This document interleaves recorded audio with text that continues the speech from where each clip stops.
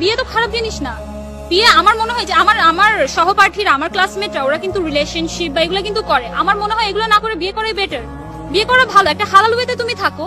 But আমার ভুলটা হয়েছে যে আমার পার্টনার চুজ করতে আমি হয়তো ভুল করছি। বাট বিয়ে আমি বলবো না যে বিয়ে করে ভুল করছি। বিয়ে করা অবভিয়াসলি খারাপ না।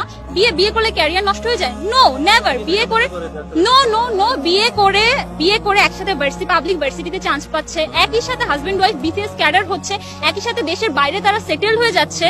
নো, এটা একটা টাইমে মানুষ চিন্তা করতো যে গ্রামের মেয়েরা হয়তো আর্লি বিয়ে করে ফেলে। বাট নো, এটা ঠিক না। আমরা যদি রিলিজিয়াস দিক থেকে দেখি, ইসলামিক দিক থেকে দেখি, তাহলে কিন্তু আমাদের আর্লি বিয়ে করে ফেলা উচিত। আর্লি বিয়ে করে ফেলা উচিত যাতে আমরা হারাম রিলেশনশিপ থেকে দূরে থাকতে পারি। বাট আমরা এটা করি না। আমাদের সমাজে আমরা এরকম প্রচলিত আমরাই করে ফেলছি যে আমরা রিলেশনশিপে থাকি, পড়াশোনা করি, পরে যে বিয়ে করবো।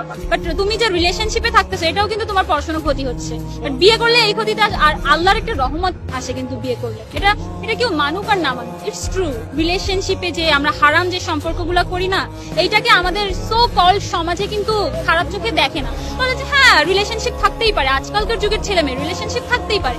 বাট একটা মেয়ের যদি বিয়ে হয়ে ডিভোর্স হয়ে যায়, দেন তাকে একটা ট্যাগ লাগিয়ে দেওয়া হয় যে সে ডিভোর্স। বাট সে কিন্তু হারাম রিলেশনশিপে ছিল না, তাকে ট্যাগ লাগিয়ে দেওয়া হয়। বাট যারা রিলেশনশিপে থাকে তাদেরকে কোনো ট্যাগ দেওয়া হয় না। বাট তারা কিন্তু হারাম রিলেশনশিপে। বাট যে বিয়ে করছে সে কিন্তু হারাম কোনো কাজ করেনি। বাট যে হারাম করেনি তাকে ট্যাগ দেওয়া হয়, বাট যে হারাম করছে তাকে ট্যাগ দেওয়া হয় না। আমাদের সোসাইটিটা আসলে এরকম। এই সোসাইটি থেকে বের হওয়ার জন্য আসলে আমার বাইরে মুভ করার ইচ্ছা, যদিও ফ্যামিলি দিতে চায় না। মানে আমি আসলে নিজের দায়িত্ব নিজে সেভাবে নিতে পারি না তো এখনো।